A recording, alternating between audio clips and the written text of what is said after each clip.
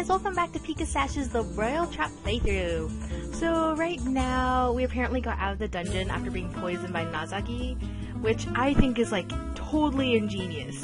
So I have no idea, but that sounds bad, but it's genius. Okay. So she sent the ransom gold would buy her new life far from here. She was afraid she'd be hanged for her crimes. It all sounded believable. But it must be a lie. Otherwise, why would the king and wisdom protect her? Oscar said that they had to punish me because they refused to punish anyone else. Oscar is a guest of royal blood. Callum and Cassidy are their own children. Dolores is nobody. Not to mention that she was actually guilty. So, why are they doing this? Heh. What? A possibility. What possibility? Why should I tell you? You've already given me everything you know.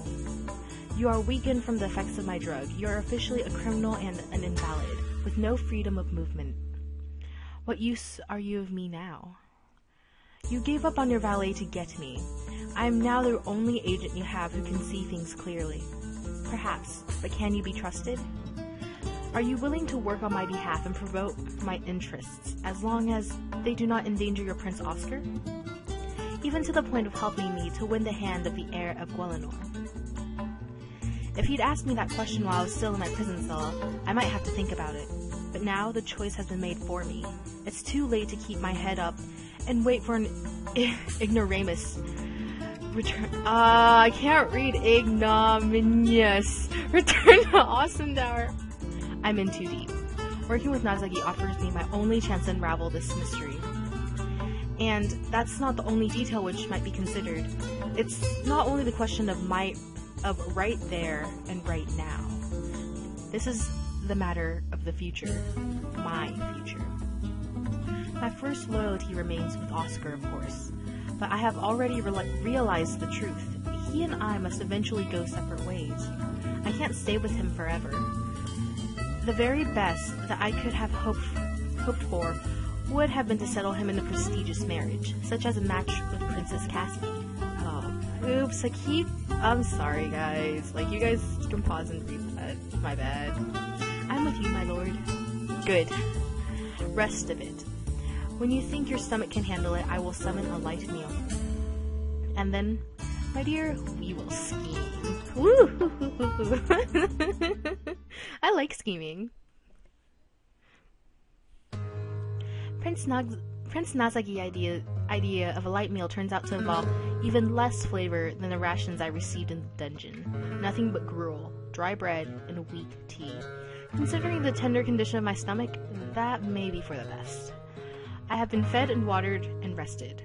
Probably bathed as well while I was still unconscious.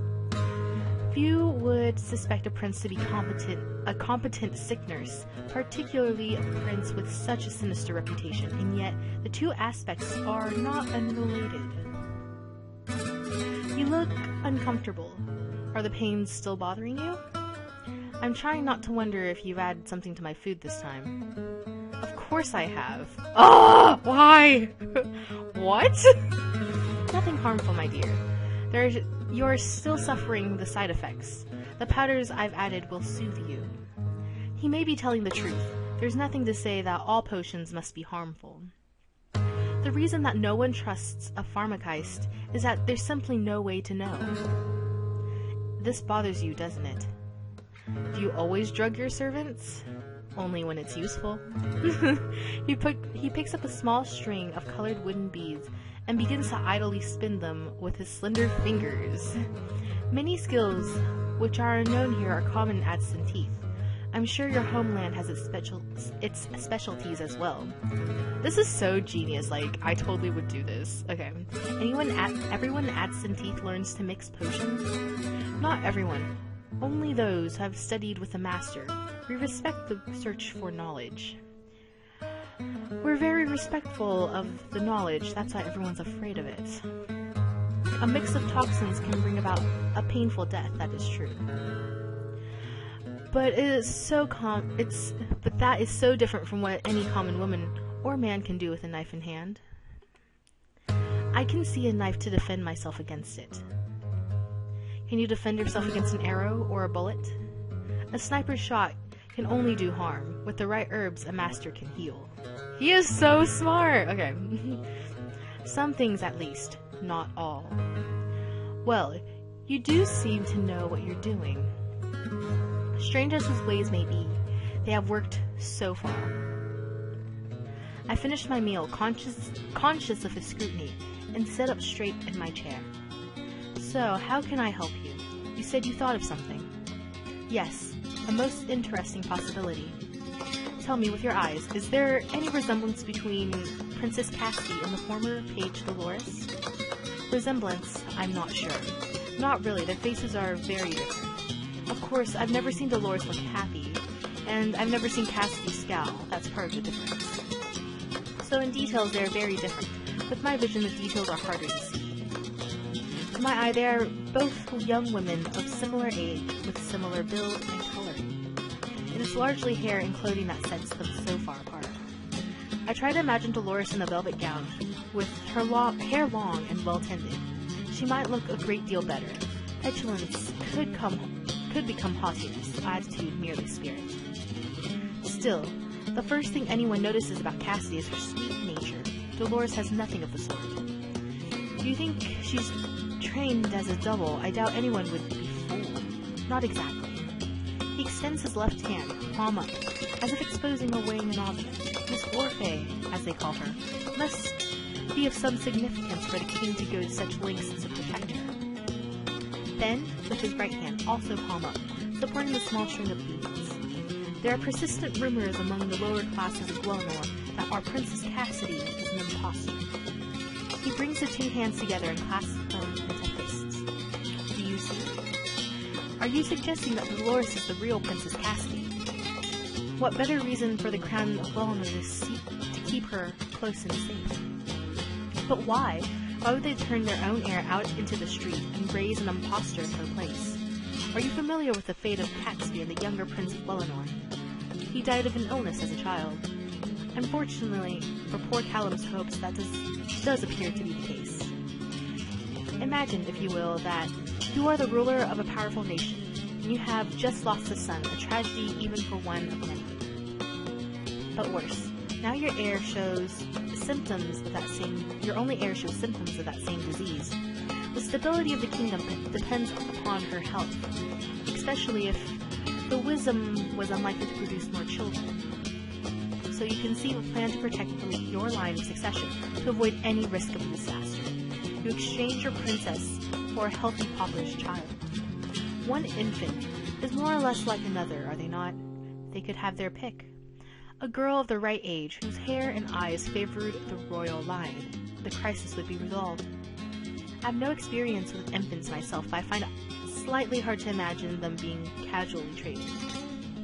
Still, a poor family, a royal command, a mixture of bribes and threats for silence. It is far-fetched, but not impossible. So you're suggesting that the true princess was given away because she was sickly? There are other possibilities. The threat at home might have encouraged the wisdom to raise her heir in secret, for example. Perhaps the plans went wrong. Perhaps she was lost and found. Perhaps she was meant to die then recover. But if for whatever reason the Blood Princess was sent away later and discovered an orphanage, the King and Wisdom could not acknowledge her, especially not with Dolores' rough edges. But they could invent an excuse to bring her to the palace and give her a position. When things went wrong, they could not execute their own child, so instead they promoted her to a higher status. Could such a story be true? That does explain everything, even though I do know what's going on. Strange as it sounds, it makes a certain degree of sense. King Paedric would never have pulled off such a switch without flaws, and there are flaws. Those rumors of an impostor would never die down, rumors strong enough to breed fanatics. Come to think of it, it was Dolores who first told me about it. And she'd love to see a noblewoman exposed as a cuckoo. Do you think she suspects? Perhaps. It's only a suspicion, but it does tie together. It could explain why Cassidy was kept in such close seclusion all her life and they were afraid to lose her scrutiny. Well, not her, but the scrutiny, okay. and the way they treated Callum, they would want to avoid anyone seeing the siblings together. But if this was the true explanation, how did it benefit you? Okay, it does. Okay. If the theory is correct, there is a chance that Dolores will be restored to a more honored position. Particularly, current events have shown the flaw keeping her nearby while ignorant and resentful. Resentful, it seems like an accurate description. Dolores refused to explain to me why she chose to betray the masters that employed her. If she were aware, if she had suspected that so much more should be hers, she might have a good reason to hate them. If she were, through some course of events, to become the acknowledged heir, there is much advantage to be gained than being the first eligible suitor to befriend her. Certainly no prince could currently expect that girl to become a king's wisdom. Nazaki would still march on the competition. And if they don't intend to acknowledge her, they haven't so far, and she's still far from polished. If King Patrick wishes that a girl's origin remain a secret, then he may be willing to make compromises. Of course, any such negotiation could not take place in blah blah blah blah. In either case, I wish to make contact with Miss Orpheus and attempt to learn more. Prince Nazaki places a string of beads upon the table surface and looks at me. Even with the spectacles that soften his face, his direct gaze is disconcerting. It is obvious that secrets are being hidden, and that someone hopes very much to keep them that way. As for you, you might have been killed out of hand, or locked away securely that no visitor could reach you. But that act in itself would draw suspicion, make it too clear that you knew an inconvenient truth. Instead, the Crown has chosen to take the risk of pretending you are an ordinary prisoner. It is likely that they did not believe you to know the entire story. Only clues, which would require the right mind to be able to piece them together. Modesty is not one of his weaknesses. So true! However, the tripwire remains in place. Under ordinary circumstances, I would send York to meet this girl. But his help is denied me, and I myself may not be allowed to leave this room. So, if you are my assistant, how do you suggest I manage a meeting with Dolores Orpheus? I blink a few times. It is not enough that I've given up my secrets to him, or I'm barely out of the sickbed that his poisons put me in. Apparently, I'm expected to prove myself again. Well, alright then. Let's see what we can do. You said she's been assigned to Callum's valet. That can't be a comfortable pairing for either of them. Unless she's truly his sister, he's actually been told that. He must be eager to get rid of her. You, on the other hand, are without your usual aid, and you have a patient to look after. So you can send a request to Callum to borrow his new servant. Interesting. I do believe that is a positive response. Yes, that could work, assuming that our watchdog will allow me to send such a message. An unfold a note, plain for anyone to read, might appear less suspicious with the phrasing. A sudden knock on the door disrupts our attempted scheming. Inspection! Bedroom, now. Those deceptively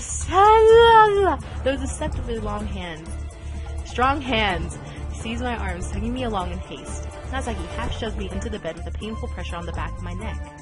No time to argue. I crawl under the sheets and arrange myself like a good little invalid. I hear the rapid opening and closing of drawers, and then Nazaki leaves to answer that knock. So, which is a cool place to stop right now, because it's pretty awesome. And, like, favorite, subscribe, comment below, do whatevs, and thank you for watching!